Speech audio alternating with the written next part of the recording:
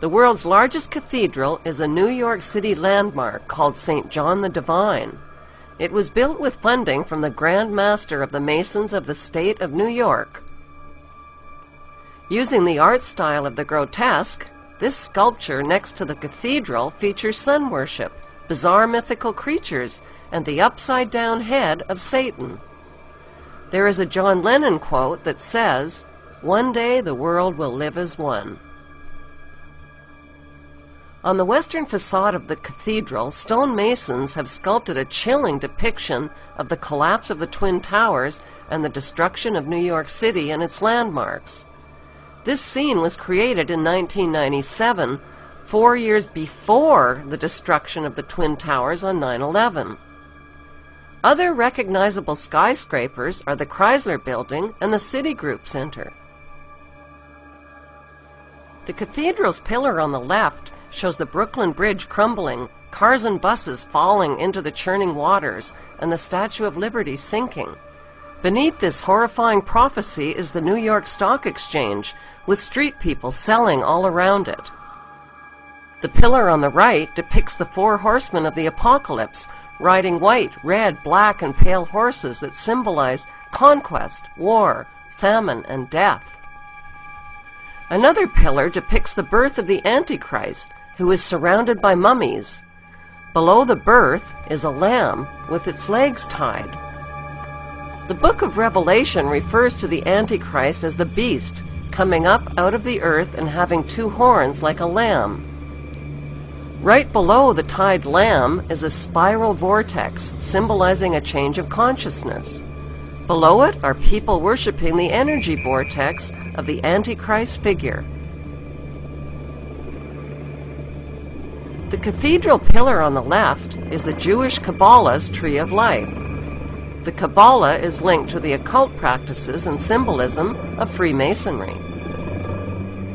Standing above the Kabbalistic Tree of Life is a robed man, pictured on the right. Only one eye is exposed, which symbolizes the satanic all-seeing eye.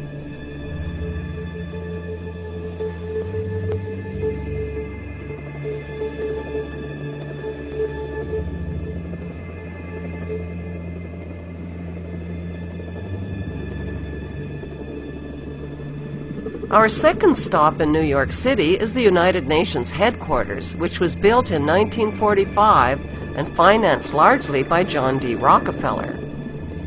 Inside UN headquarters is an ominous meditation room. The custodian of the meditation room is Lucis Trust Company. At one time, the Lucis Trust was located at 666 United Nations Plaza and was formerly named Lucifer Publishing Company. The Rockefeller-funded UN Meditation Room is 33 feet long and 18 feet wide. 18 feet is 6 plus 6 plus 6. The small, dimly lit, windowless room was built in the shape of a pyramid that is laying on its side. At the center of the room is a 4-foot-high, black, casket-shaped stone slab which weighs 6.5 tons. And is extremely magnetic and rests on a concrete pillar. The pillar descends beneath the floor into the bedrock and taps into the Earth's hyperdimensional energies to induce a state of altered consciousness. Not far from the meditation room is the United Nations Security Council chamber. This is the emergency room of the UN, where the world leaders meet when there is a threat to peace. They decide the fate of nations. Even though Israel has over 200 uninspected nuclear weapons and has violated dozens of resolutions, no sanctions are ever imposed because of the United States' veto powers. Notice the giant mural that towers over the Security Council room. The central focus of the UN mural is the phoenix bird that has risen.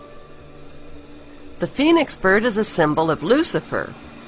Egyptians believed that the phoenix symbolized a god who rose to heaven in the form of a morning star like Lucifer after his fire immolation of death and rebirth. Notice that the phoenix bird is not standing above his own ashes. He is standing above his old skin. Like a snake, he has shed his old skin and is revealing himself as God at the center of the mural. At the top left, there is a church steeple without a cross. The missing cross symbolizes the death of Christianity. Below, a woman receives the rays of the sun god, while the man in front of her plays Pan's flute.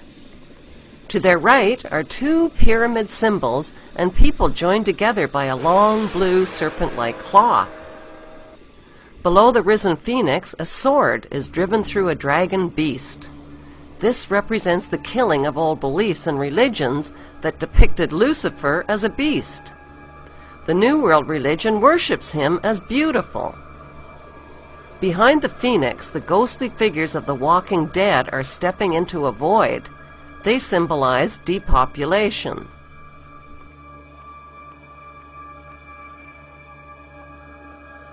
On the right panel, the pale horse from the book of Revelation is the bringer of death to humanity through weapons, hunger, and disease. The man is releasing him. The chained black man represents slavery, while the top panel of the mural shows a technologically advanced white race who control industry, art, and science. In this post-apocalyptic mural, the military man standing on the tail of the beast represents worldwide military power. He tips his helmet to the elite, who are climbing out from underground cities where they safely hid from the apocalypse. In the main oval panel above the phoenix bird, a woman is holding flowers. She is the bride in a wedding ceremony. Who are these newlyweds that are kneeling submissively beneath the serpent in the overhead tree? Could the newlyweds symbolize William and Kate? The serpent in human form is tempting the little girl Eve, who accepts the apple. On the right side of the top panel, a reptilian green creature with scaly skin is dancing with a naked woman while musicians entertain him. The general message of the UN's Phoenix Rising mural is that humanity is stepping into a new Luciferic reality. Beneath this disturbingly prophetic mural, world leaders make global decisions that affect the lives of nearly 7 billion people.